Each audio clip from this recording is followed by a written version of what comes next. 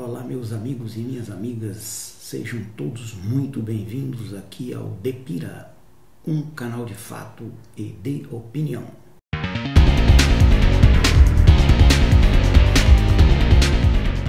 Bem, antes de entrar no nosso vídeo de hoje, dá aquele seu joinha, gostei, porque isso é que faz o canal crescer, ganhar novos adeptos. Mas se você não gostar, não fique constrangido de dizer que não gostou.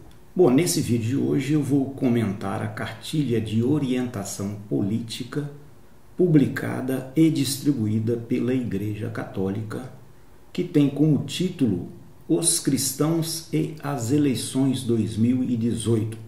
Essa cartilha, ela está dividida em 4 partes. Há um título com o nome Preocupações. Na segunda parte, a Igreja e as Eleições, no caso, a Igreja Católica e as Eleições.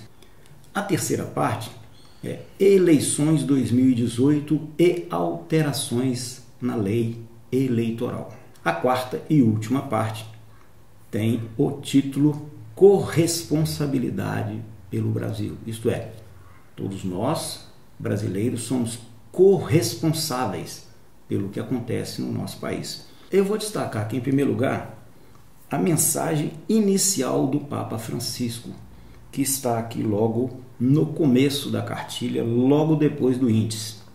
Há necessidade de dirigentes políticos que vivam com paixão o seu serviço aos povos, solidários com seus sofrimentos e esperanças, políticos que anteponham o bem comum aos seus interesses privados, que sejam abertos a ouvir e aprender no diálogo democrático, que conjuguem a busca da justiça com a misericórdia e a reconciliação. Isso é a fala e a manifestação e a mensagem inicial do Papa. Logo na parte 2, na abertura, tem a seguinte fala, a seguinte mensagem: a Igreja se sente chamada a ser, vou abrir aspas, advogada da justiça e defensora dos pobres diante das intoleráveis desigualdades sociais e econômicas que clamam ao céu. Fecha aspas. Logo abaixo, novamente aqui entre aspas, é a fala do Papa, diz o seguinte: ninguém pode exigir de nós que releguemos a religião para a intimidade secreta das pessoas, sem qualquer influência na vida social e nacional, sem nos preocupar com a saúde das instituições da sociedade civil, sem nos pronunciar sobre os acontecimentos que interessam aos cidadãos. Uma fé autêntica, que nunca é cômoda nem individualista, comporta sempre um desejo de mudar o mundo, transmitir valores, deixar a terra um pouco melhor depois da nossa passagem por ela. Fecha aspas, Papa Francisco. Esse texto e essa parte é fundamental porque é muito comum a gente ouvir, por equívoco, que os cristãos não devem participar da política. Então o Papa aqui está dizendo, esclarecendo isso, Não é ficando na sua intimidade, na sua individualidade, que você vai estar contribuindo para a melhoria da comunidade onde você vive. Outra fala do Papa: como é possível que os católicos sejam bastante irrelevantes no cenário político ou até equiparados com uma lógica mundana? Não há dúvida de que existem testemunhos de católicos exemplares no cenário político, mas nota-se a ausência de correntes fortes que abram caminho ao evangelho na vida política das nações. Reforçando aquilo que eu li anteriormente, a outra mensagem, da necessidade dos católicos, dos cristãos, se envolverem na política. Isto na política no sentido mais verdadeiro da palavra, no sentido mais amplo, que é aquela que deseja o bem comum.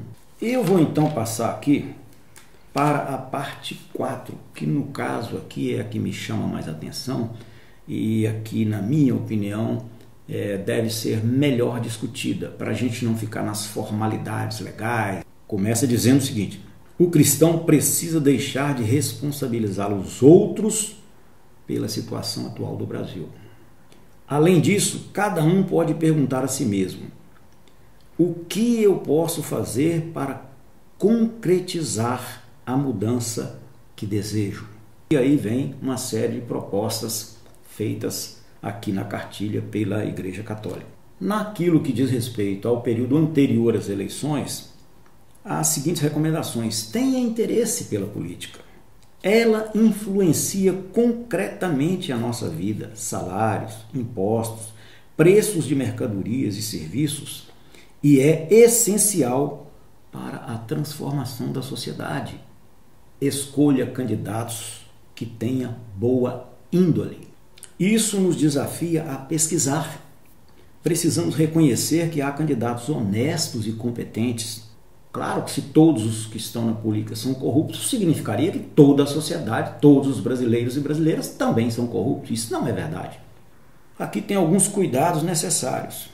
Vai dizer quem é que não merece o seu voto. Veja bem, não está indicando pessoas, nem partidos. Não merecem o voto do seu voto, o voto dos eleitores, aqueles candidatos que estão despreparados para aquele cargo que eles pretendem ocupar. Igualmente, não merecem o seu voto os candidatos oportunistas que só aparecem em época de campanha ou que vêm fazer promessas exageradas. Procure conhecer o estatuto do partido ao qual você pensa em votar, para entender a que se propõe esse partido. Procure conhecer a história e o programa de governo dos candidatos que você deseja apoiar. Informe-se, visite os portais que trazem informação segura. Quem é o candidato a um cargo político? Ele não cai do céu. Procure saber a história dele. O que ele fez antes, se ele já ocupou o cargo, como ele procedeu. É também oportuno se perguntar qual é o projeto do candidato em que você pretende votar. O que esse candidato propõe? Que expectativas você pode ter em relação a esse candidato? Você deve se perguntar: o que é que eu sei sobre o seu mandato anterior? Quais os pontos positivos?